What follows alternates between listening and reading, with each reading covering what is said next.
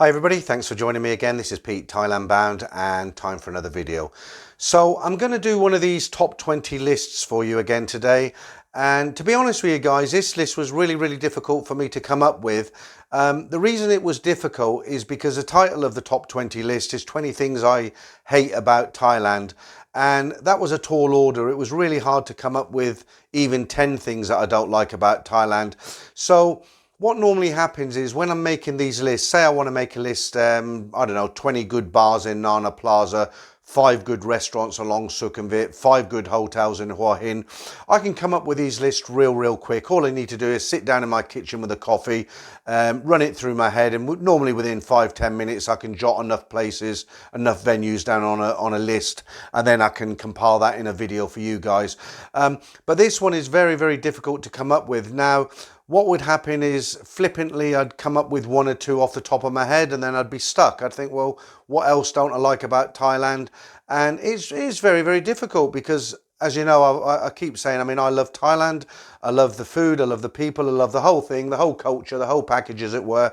And there are things that do irritate me about Thailand. I wouldn't say I really hate them. But, you know, there are obviously bits and pieces that kind of irritate me like anybody else. So it took me about 3 or 4 days to come up with this list, as I say, and finally I did actually come up with 20 things that irritate me. Now, one thing I want to make very clear, it's not going to be a whinge, it's not going to be a whine, it's not going to be one of those lists where all I'm doing is constantly complaining about Thailand, the Thai people, and how bad it is. I'm not going to do that because I really hate to hear that. If I'm in a bar in Bangkok and there's a guy at the bar complaining about how great his country is and how bad Thailand is, you know, it's really hard for me. I have to bite my lip, pay my bill and go, because I really feel like letting rip at the guy. I think, what are you doing here? But to come up with 20 things I don't like about Thailand is very difficult. And this video is purely for entertainment. It's just my thoughts on things that irritate me. And I thought you guys might be interested as well. It's not anything that's going to put you off Thailand. Just they're interesting points. As I say, they're a personal viewpoint from myself. And I'll read, I mean, enough talk. Let me jump straight in and I'll read the 20 off. And there is actually a bonus one at the end. It's 20 plus 1 extra. And the 1 extra was a subscriber wrote to me today and said, why don't you tell your viewers about this point? And I thought, yeah, that's pretty good. I'll add that just by coincidence. I was making this list and I thought that would be a good bonus point to put on the end of the 20 points that I've come up with myself. So let's jump straight in, guys. And number 1 on my list, and I am referring to my list. I've got my trusty clipboard here with it all typed out. I'll leave it down there and I will be referring to it so I don't forget anything. It's called old age.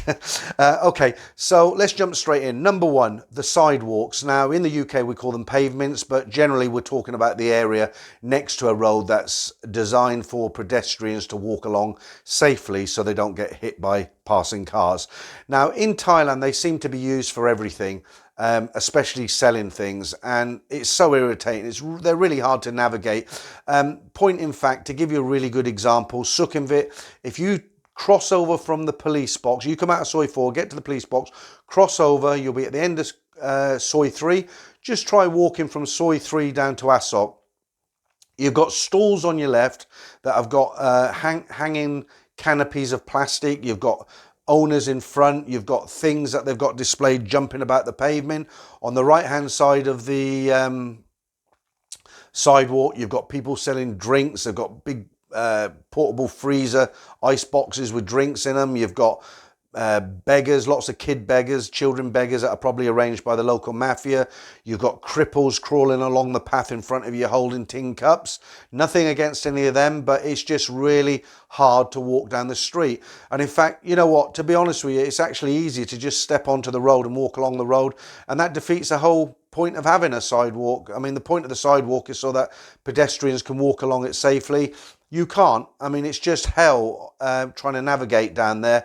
If you've done it, you'll know what I mean. And if you haven't, you've got something that you won't be looking forward to, or it won't be a nice experience when you have to navigate down those pavements. So there's number 1, a good start to our top 20 today. Number 2 on my list, foreigners are always wrong even when they're right. And I know, guys, that sounds crazy, but what I mean by that is you can't win an argument with a Thai person. You can be right 100%, 200%, even 300%. You won't win. If you've got an argument, let's just give you a scenario. You're at reception of your hotel, something you're not happy about. You're 100% right what you're talking about. You know they're wrong. You won't win. They'll gang up on you. They'll have witnesses. They'll falsify things. You just cannot win. And God forbid you should get into a fight with a Thai. It'll end up 5 against 1. You'll end up battered and bruised, rolling around in worst case scenario in a hospital. So you can't win with the Thais. That's another pet irritation. Number 3. Surprise, surprise that this one gets on the list, but it's taxis. Now, in Thailand, there's thousands of taxis. It's great that you can get around, but what I really hate about it, being a foreigner, is every time I just want to, when I get in a taxi, I just want to go somewhere. I don't want to have to fight every single taxi driver I come across. And what will happen is, they've all got meters. The government make this big deal about, you know, if a taxi driver doesn't put his meter on, report him, and you know, we're not having any more scams. We're not going to put up with it. But you know, if you're a foreigner, you come out of Soi 4, you jump in a taxi on the other side of Sukhumvit. Me, for instance, I'll tell the guy 23, I want to go to Soi Cowboy. Metered, it'll be about 45 to 55 baht. On the rare occasion that the guy just switches a meter and goes, which is really rare, I'll give the guy 100 baht. I mean, I'll pay nearly double. I'm quite happy to give the guy 40 baht tip, because I know it's not the easiest job in the world. I know they're not highly paid. And if he's an honest taxi driver and I jump in and say Soi Cowboy and he just flips a meter and away we go, I'm more than happy to give the guy 100 baht if the fare's 50 baht. No problem at all. But what I really hate is I'll get in, they'll take one look at me, foreigner, 300 baht, 200 baht.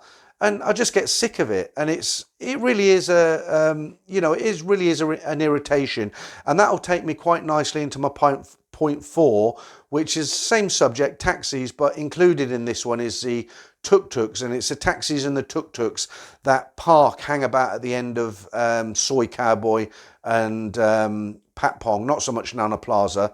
There generally seems to be one guy there, but they don't seem to have those mafia-style sort of taxi drivers hanging around. But what will happen is you'll come out of one end, the Silom end of Pat Pong, and they're all there. You know, all the tuk-tuk drivers are lined up, the taxi drivers are lined up, and I wouldn't even waste my time anymore. I found out years and years ago, look, if you take a taxi from Pat Pong to Soi 4, where my hotel is located, you should pay 80 baht, maximum 120 baht. You know, you'll give them 150. If you've had a few drinks, maybe you'll give them 200 baht. But these guys are quoting 400 to 600 baht. I mean, they're off their heads. Same with the taxis. And it's the same when you come out of Soi Cowboy. I mean, I just want to go home. You know, I've had a good night's drinking. I'm a bit worse for wear. I'm tired. I just want to get in the taxi and go home. But you come out, you ask these guys, how much do you go to Soi for? 400 baht, 500 baht. And even if you go out onto the road and flag a taxi down at that location, they're the same. They'll see you've just come out of Soi Cowboy, they'll think sucker, and they'll just try to rip you off. So you end up having to walk 300-400 yards down the road. You flag a taxi down, same thing, you jump in, 200 baht, no, piss off. You get out, you get in another one, 300 baht, no, clear off, and eventually you get one. But it's a running battle, and that is one thing that really, really irritates me about Thailand. It's just the constant battling with a taxi. It's not even like I'm a cheap Charlie, like I sit there waiting for the last baht back. Like I say, I'll double up on the fare and give them a good tip, but you know, they're just really greedy, and it's just a constant battle. So that's something I really hate. Pollution is getting pretty bad in Bangkok now, as it is in most cities. I've actually taken to wear a mask. I remember 3 decades ago when I first got there, I'd see the Thais walking down the street with these little white masks on. I thought, how strange, that looks really funny. I never thought back then that when I visit now, I would be doing exactly the same. It's just become unbearable. When I go there, my voice actually changes. I get gruff, and it's really getting very, very polluted. And the other thing I don't like about Thailand is all the rubbish you get on the beaches. They don't seem to take it too seriously. They do have guys who pick litter up, but even so, there is a lot of plastic bottles and rubbish lying around. And that's something I don't really like about Thailand. Okay, so we're already a quarter of the way through now. We're on to number 6. And this is more related for people who work in the entertainment industry, the girls, the waitresses, bar people, all them sort of people. It really kind of gets me that all these people assume that because you're a foreigner, you're automatically rich. you've got a big car, you've got a big house back home, you're rich for the pickings, as it were, you know, you're a good target. They don't seem to grasp the fact that you could be a postman who's worked hard all his life just for your 2 weeks in the sun. Okay, when you get there, you're what we call a holiday millionaire. You got money to splash around for 2 weeks, but you've saved 50 weeks for that 2 weeks. And you know, I've seen guys try to explain it where they've met girls and they've said, look, in my country, I'm not rich. You know, I've got money here because I've saved up.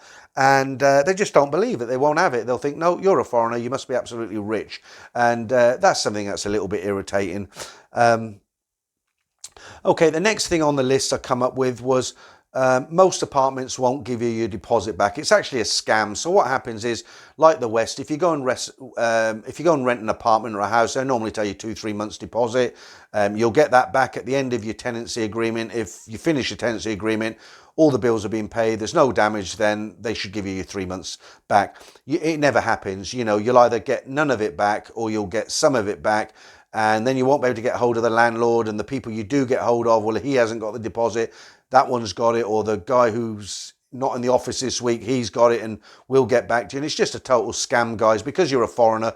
They see you as an easy target and they keep the deposit. So what I tend to do now is, if I rent an apartment or a house for any period of time, I tell them, I don't let them tell me. I'll say, right, I like the house, I'll give you 1 month deposit, 1 month up front. If they're like, well, no, we want 2 months, we want 3 months, I'm like, no, do you want the 1 month or not? If they say, no, we can't do it, fine, move on, I'll go somewhere else. I just won't do it, because at least that way, if I lose a month's deposit, it is only a month and not 3 months. And that's quite irritating. But when you've been there a few times, you learn to kind of adapt to these kind of scams. And that takes me into something that's kind of related, and that's the cost of the electricity that private landlords charge you. Now, the government rate for electricity is something like 4 baht a unit, but private landlords, they can charge you what they want up to a certain tier. I think it's about 9-10 baht a unit. So, you know, you're in your apartment. Let's just say you were getting charged by the government. You've got to have aircon on when you sleep, a little bit in the evening when you watch TV. So let's just say your bill was 1,500 baht from the government. Private landlord charges you 9 baht a unit. So instead of 1,500 baht, you're now paying 3,000 plus. So for me personally, it's not a money issue. It's not that I haven't got the money or I'm so hard up I can't pay it. I wouldn't be visiting Thailand or living in Thailand if I was that hard up. I've got the money.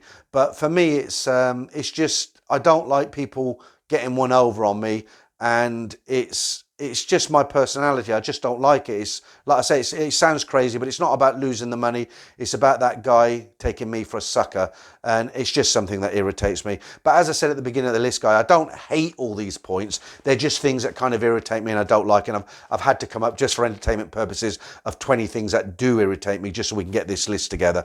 Okay, so the next one's quite serious, and this one, it doesn't irritate me at all now because I'm used to it. Over the decades, I've come across it. It used to really irritate me, but it does send some foreigners wild. And I can understand why. And that's the racism and the two-tier system that they have in Thailand. Now, in the UK, I don't know about other countries, there's no way you could say, right, if you're English, it's going to cost you £10 to go into this park, but if you're a foreigner, you're going to pay £50. There'd be rioting in the streets. It just wouldn't happen.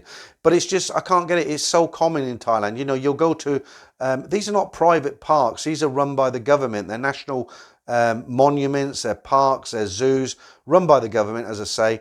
And there'll be a big sign in English at the front. It will say, Thais, 30 baht, foreigners, 100 baht. So how racist is that? You know, it's a two-tier pricing system. Like I say, these days it doesn't irritate me because I'm used to it. I just wouldn't pay it. If I drove 100 miles to go to a park and it said I had to pay 1 baht more than a Thai, I wouldn't pay it. I'd get back in the car and go, but that's me. I'm just pig-headed. But there you go. That's racism two-tier. It's just something I don't like. Right, number 10. We're halfway through the list, guys, and this one I really don't like. There's one or two things on here that do irritate me, and I really don't like, and I'll point them out to you. This is the first of a couple of them, or 3 of them, and that's the wild packs of dogs that you get roaming around. Now, it doesn't matter where you go in Thailand, you'll get these dogs. They tend to hang around outside the 7-Elevens because people chuck them bits and pieces. But they hang around in packs at night. And over the years, I've had 2 times where I was pretty frightened because they seem to, in the dead of night, and when I say the dead of night, I'm talking about 1 o'clock in the morning, not 5 o'clock in the morning. If you're on a little motorbike like a Honda Click or a Honda Vibe or something like that, and you go past a pack of these dogs, a lot of times they will attack. And I've had two very bad experiences. One was about 10 years ago. I was riding down a quiet soy, and these dogs were sitting there. I could see them in the distance, and I actually thought, I hope they don't, wake up and go wild. I went past them and they just went for me. Fangs, saliva coming down the front of their faces. I put my legs up like this, and nothing happened because I was faster than they. I looked back and they were chasing me. There was about 6 of them running after the motorbike. They didn't get me, but it was frightening, I'll be honest with you. The last time was just recently. I was in Hua Hin. I tend to hang around Hua Hin these days, not Pattaya. It's called old age. But I was in Hua Hin and I met a friend there who didn't know Hua Hin very well. I just rented my motorcycle and they said, we've never been here before, we don't know. So I said, look, jump on the back, in the afternoon, jump on the back, I'll give you a little tour. And we were going around all these Thai neighbourhoods, what have you, and I was showing the guy what was what. And when I looked down this soy, it looked like at the end it went to the right. So I went down there assuming that I could turn right and go out that way. And as I went past it, there was a pack of about 4 dogs on the right, and they didn't do anything when I passed them. But when it was a dead end, I had to come back on myself. So when I stopped, turned the bike round and come back again, these dogs, they were savages. They just ran at the motorbike. Again, fangs showing, saliva dripping. I mean, they had hatred in their eyes and blood on their brains. I mean, they were running after me. And again, I lifted my legs up at the front of the bike, give it full throttle, and I got away. But, I thought about it afterwards, and I thought, if my front wheel had gone from under me and I was lying on the ground, would these dogs have bitten my face? Would they have bitten my neck? Would they have savaged me? And I really hate them. And the thing about those dogs, I mean, they're absolutely filthy, manky beasts. I mean, they're not like dogs in the West that are well groomed and they actually look healthy. These things look like they carry every disease known to man and hound alike. They're awful, awful. Most of the time they don't bother you. They just lay there. They just mooch about, as it were. But some of the packs, especially at night if you're on a bike, just be really careful, guys, because they're horrible and I really don't like them. Okay, so now I've got that one off my chest. We're going to number 11, not quite so serious. But it's the concept of privacy that the Thais don't have. They're not, they don't have any qualms about asking you personal questions. And I mean, in the West, if I was living in my apartment and somebody moved in next door, I'd introduce myself. Oh, my name's Peter. What's your name? What do you do? And probably that's about it. If they wanted to open up and tell me what they did, all good. If they didn't, no problem. But in Thailand, it's not like that. They'll ask you personal questions from day one, and then they'll gossip about you to other people. So they'll ask you things like, have you got a girlfriend? Have you had a girlfriend? Me, I can't think of really personal question at the moment. How much have you got in the bank, maybe? I mean, no problem at all asking questions like that. And that doesn't really irritate me, but I've had to kind of, think of the 20 things. And that's something that's a little bit, I don't really like it. We'll just say I don't really like it. It doesn't really irritate me, but it's one of the things I don't really like about Thailand, this kind of lack of privacy where they don't understand the concept of, people wanting their privacy. On to number 12. The expat community seems to be comprised of a lot of alcoholic people. Now, that sounds bad. What I mean by that is I like a drink as much as the next person. I am quite a heavy drinker when I'm in Thailand. It's just the whole vibe out there. But I've always had a golden rule myself. I don't drink in the daytime. There has been the rare occasion I've had a beer, but generally as a rule, I don't drink in the daytime. And the reason for that, there is a method behind the madness. The reason for that is because I've always kind of had this fear of becoming an alcoholic, because I do drink a lot at night when I'm out there, but in the daytime it's coffees, teas, soft drinks. I won't touch alcohol, and as I say, it's just a fear of mine that if I started drinking in the daytime, it would run into the evening and then it would become a 24-hour thing. So I don't really, I have a cut-off point. But for me, it doesn't matter what group you join or, what bunch of friends you kind of hang around in Thailand. It seems to be the norm for expats to be real heavy drinkers. And even in the daytime, I've gone to somebody's house. I know that person, but I don't know the other 6 people there. I've been introduced and they've got a bottle of Thai whiskey on the table and they're drinking and it's 9:30, 10 o'clock in the morning. And they think I'm weird because I'd rather have a coffee. But that's something, it's not something I hate. It's just something that makes me feel uncomfortable because obviously,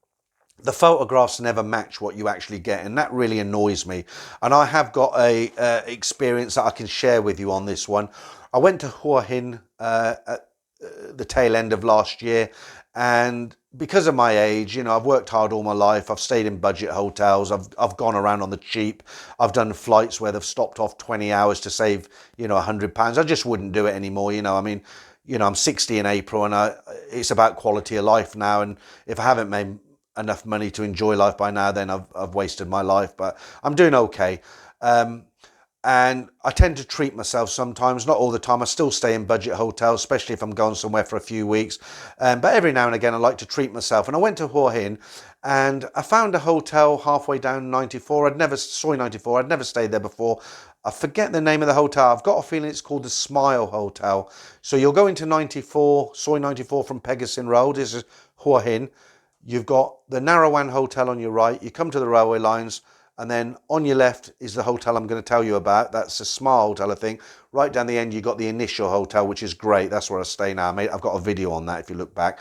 But what it was about twice as much for this room. It was what they call a suite room, nothing to do with confectionery. It's called a suite room because it's not a traditional suite, as in they've got a lounge and a separate bedroom and maybe a second bedroom. The reason it's called a suite room is because there's normally a seating and an eating area. So they'll have a sofa and a chair, or a dining table and a couple of easy chairs, and because of that they call it a suite room. So I looked at this on Agoda. It looked very big, it looked very airy, very bright. For the price they were asking, twice as much as I'd normally pay. I normally pay about 1,000 baht. I think this suite room was about 2,200. I thought, why not, enjoy yourself. So anyway, I booked it. I got there, and it was very, very nice, but I was disappointed. And the reason I was disappointed, it was a bit of a strange setup of a room, which wasn't bad. Wasn't why I was disappointed. I'm just explaining why I was disappointed. So most rooms, you'll go in the door, and at the far end of the room, you have the windows and a balcony, and that's normally the setup. In this room, it's slightly different. You went in the door, and on that side was a balcony, and on that side was a balcony. And what the guys had done had taken the photographs. They'd obviously opened the balcony doors that lead into the room. So the guy there was somebody on the far balcony. I think it was a girl, like a model or something, pretty girl. And the guy taking the photograph. So what they did, they opened both balcony doors. The girl went as far as she could go in the corner of the balcony on this side.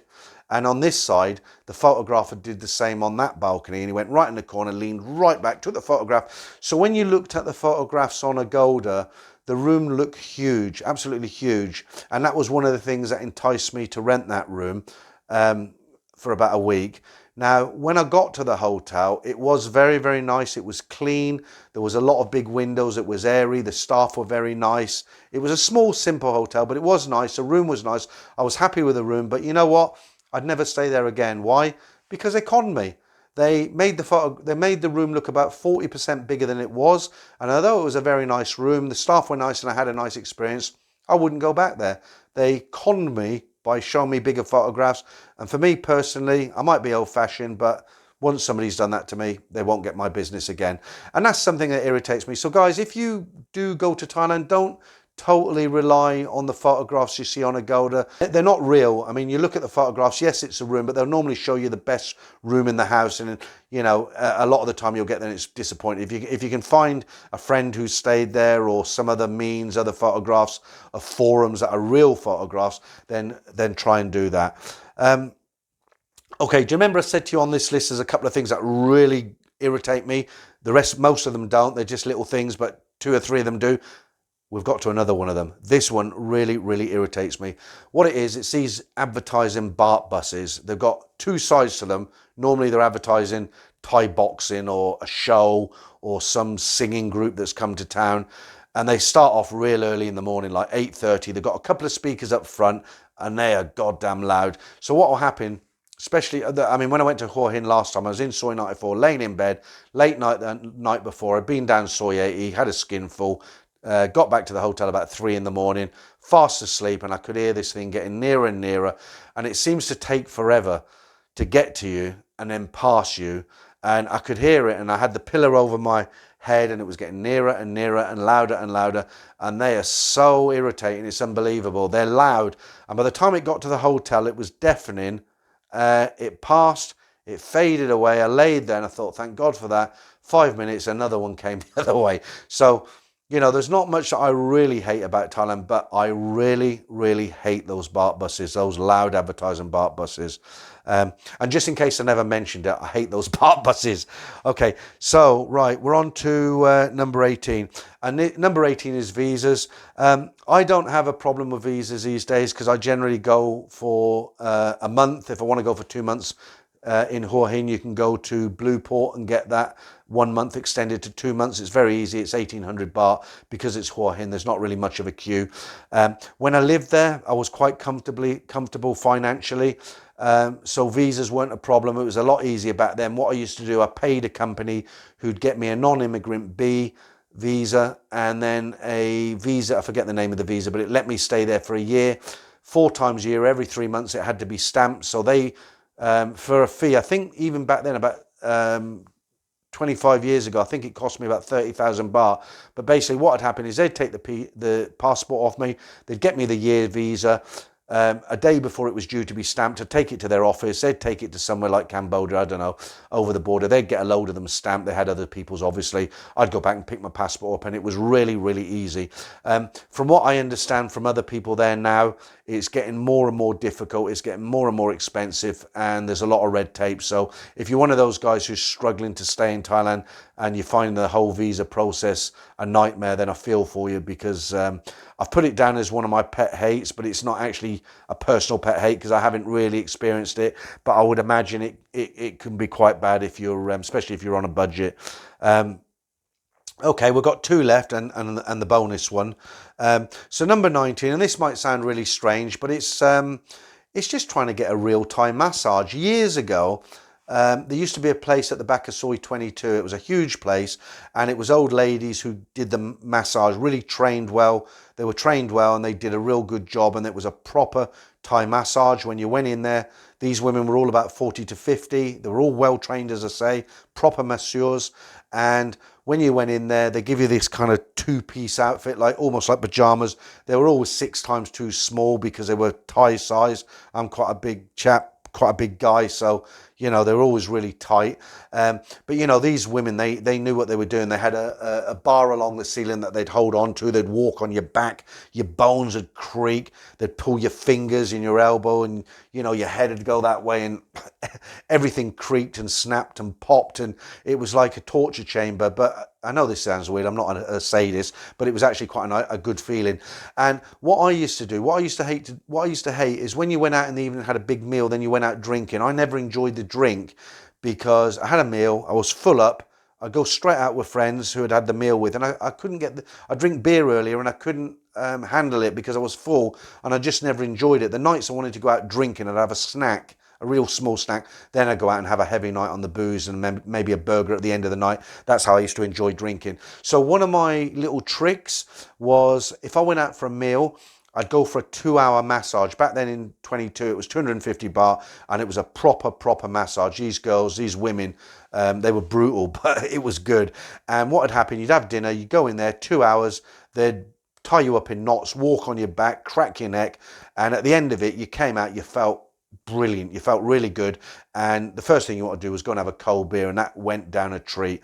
So what I'm saying about finding a real Thai massage now is, I mean, most of the places, especially around the tourist areas, you know, they're young, pretty girls. It's all happy endings, all that sort of thing. And I'm not knocking it, but you know, people do want to have a real Thai massage. And I'm not the sort of guy who stops in the street, goes on my mobile and starts looking at reviews, countless reviews, which is a, you know, best traditional massage in Sukhumvit, and I sit there for 20 minutes looking at reviews. I don't want that. What I want is, there's a massage parlor, I'm going in there, I'm going to have a proper massage.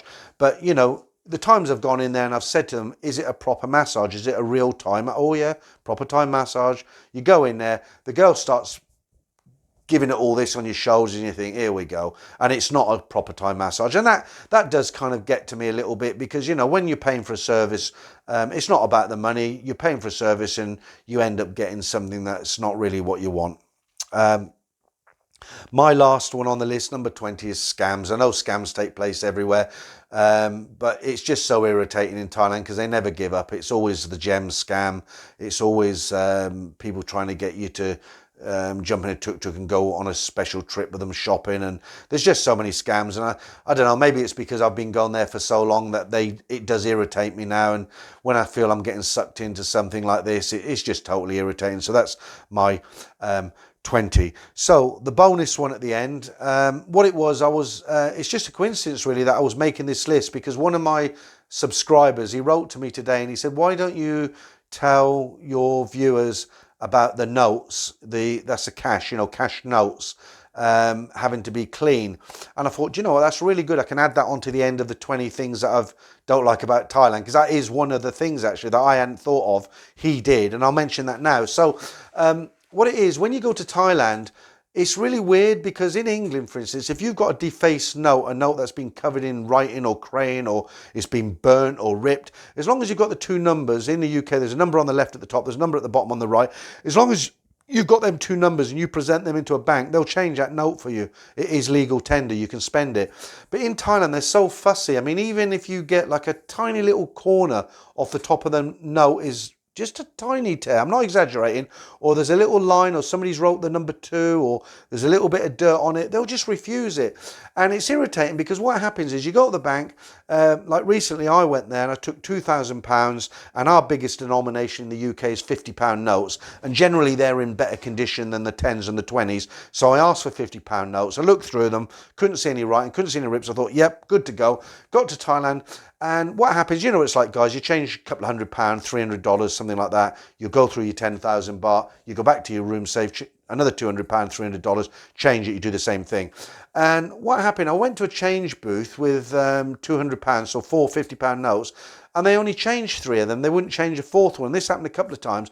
And what it was, when you looked at it, and it was hard to see, at the top of it, the £50 note was slightly frayed, and they just wouldn't accept it. And it's so irritating, because you think, because what happens is you have to take that note home. You can't change it. So you start to think, oh, I've got less vacation money now, and you start having to be a little bit clever. Well, you have to start thinking a little bit more, because now instead of having £2,000, you might only have £1,700, or instead of having $3,000, you might only have $2,500. You've still got that money, you haven't lost it, but the whole point of bringing money on vacation is so you can spend it in Thailand, not take it back home with you. And that's something that's really irritating. Actually, I watched a video recently about a guy in Mabu Kong. I can't remember the channel name, but no, not a bad video. And what it was, he had the same problem. He was in Mabu Kong. He went to change. They changed, I think, about 70% of his notes, but just for fun, he thought, well, I'll try a few more. And he went round some more change booths, and some of them were really strict. Some of them would change 1 or 2 that had been refused, and others. To cut a long story short, he managed to change a whole lot, but it took him about 2 hours, and he went round 7 or 8 change booths. But it's not a way to, you don't go on vacation, spend the afternoon walking around change booths. So the best advice I can give you on that one really is, when you're in your bank, order the money, tell them that you need good notes. When they give you the money, sit down, take 5 minutes and just go through every single note, inspect it front, back, right, and no tears, and put aside all the ones that you think are a little bit iffy. Take them back to the cashier, be polite, and just tell her the truth. Just say, look, I'm going to Thailand, they're very, very particular, could you change these? Inspect the new notes that you get. Eventually you'll get good notes, and if you're unlucky, you might have 1 or 2, not 6 or 7. But, that's something you've got to keep an eye on if you go to Thailand, especially if you don't know for the first time. Definitely don't take, if you're coming from the US and you've got a load of $10 and $20 notes that have been, they're not in very good condition, dump them and get some nice notes. Okay, guys, so that's it for this video. That's 20 things maybe hate's a strong word, not that 20 things I hate about Thailand, 20 things that maybe irritate me and I dislike. I hope you found that list interesting. I might do a volume 2, but it's going to be really difficult to come up with another 20. What I'll do is, if you think of any, leave them in the comments and I'll make a note of them. And if I get to at least 10 more, I'll make a second video and it'll be called 10 things I hate about Thailand. Or if there's more, then obviously 12, 15, 20. I don't think I'll be able to think of another 10. It's pretty difficult because, as I say, I like most things about Thailand, and that took me 3 or 4 days to come up with. So that's it, guys, for this video. I hope you enjoyed it. It was purely for entertainment value, and I hope I'll get some comments on it. But for now, that's it. Thanks very much, and I'll catch you on the next video.